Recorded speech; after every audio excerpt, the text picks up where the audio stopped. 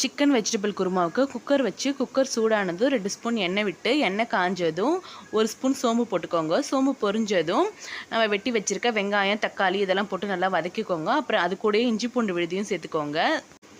வெட்டி வச்சுருக்க காயெல்லாம் அதில் சேர்த்துக்கோங்க. என்ன காய் வேணால் போட்டுக்கலாம். அடுத்து நம்ம மசாலா சேர்த்துக்கலாம். 1 spoon garam masala, 1 spoon Kashmiri chilli powder, 1 spoon மல்லித்தூள், வேணும்னா கொஞ்சம் பெப்பர் பொடி. வச்ச தண்ணியோட சிக்கனையும் சேர்த்து கலந்துக்கலாம். தேவையான அளவுக்கு உப்பு.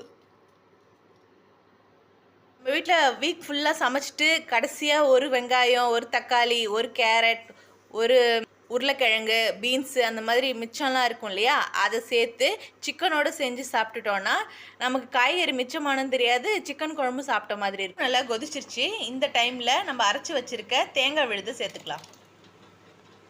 தேங்காய் போட்டு ஒரு 5 நிமிஷத்தில் நம்ம நிறுத்திடலாம்.